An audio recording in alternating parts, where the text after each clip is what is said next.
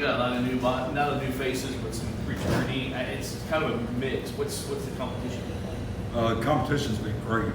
Trying to move some pieces around. We're trying to see what the best fit is, who's going to play at the highest level of ball, and then get them to start gelling together. So we can start moving forward. And then you got to find who's 6, who's 7, who's 8, and we just keep building it as we go along. They're competing, and every day it's a new day.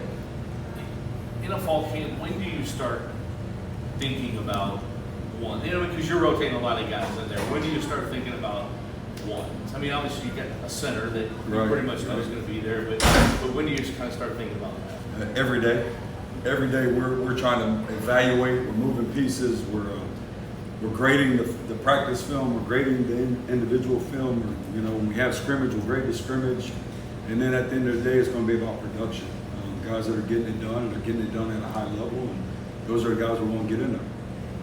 From the outside looking in, it feels like the offensive line is a unit that needs the most cohesiveness, needs to have the most chemistry. How do you go about building that and still finding out who are your ones? And stuff right. Well, it starts in the off season. Those guys spending time together, outside of the practice facility, and then also the way we work together, and everything you do, and it does. It takes time. It's a lot of work, and these guys have done a tremendous job of putting in the time and the effort.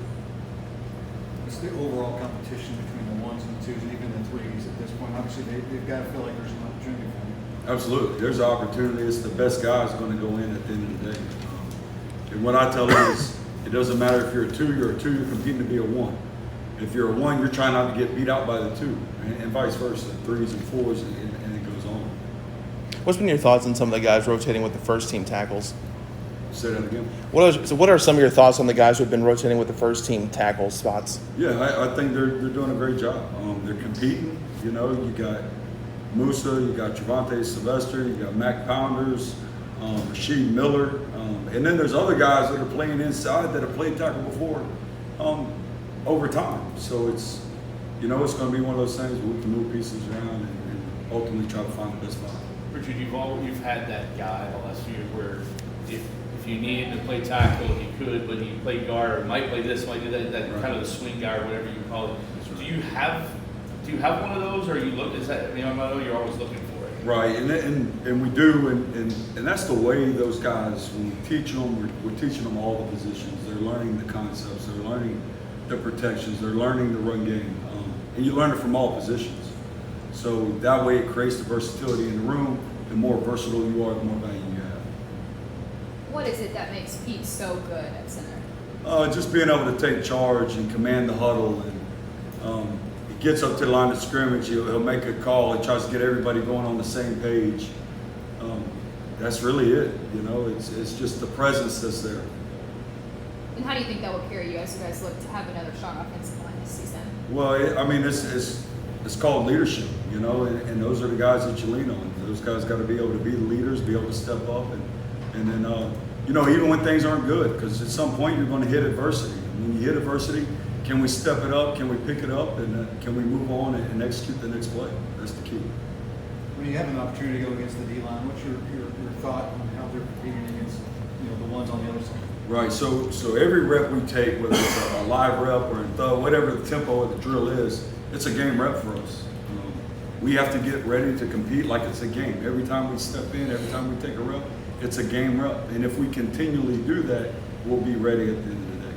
It seemed like Rasheed was getting better every week last year until he got hurt. Is that the case? And how has he kind of come back? What have you seen from him? It is, and he's one of those guys that has a lot of versatility. He can play tackle, he played guard for us some last year, both positions. And like you said, he was in there, he was getting better, and then he got hurt.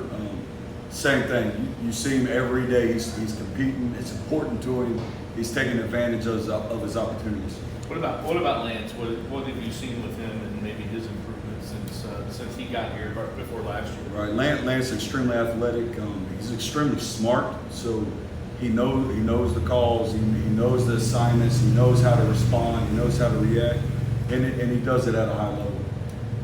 Has there been anyone in particular that has stood out to you when talking about like that Swiss Army knife position that can play anywhere? Right. No, not right now. Right off the top of my head, it's we're kind of moving everybody around. So it's at the end of the day, we'll settle in and we'll find whoever that guy is. But no, all the guys up front are working hard. Second weekend of camp, normally the young guys are still kind of swimming, you know, trying to learn everything. What have you seen with the real young guys that you brought in?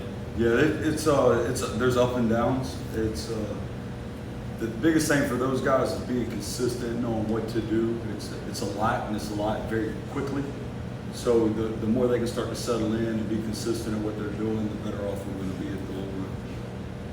Seems like you always know when the O-line comes on the field, it's a lot of noise, a lot of energy. How much pride do you take in those guys kind of having that energy level, bringing that to the field? Well, if they don't bring it, nobody's going. I mean, they set the tone, they set the tempo, and those guys when they take the field, there's got to be a presence out there. Yeah, for sure. Good. Yep. Thank you.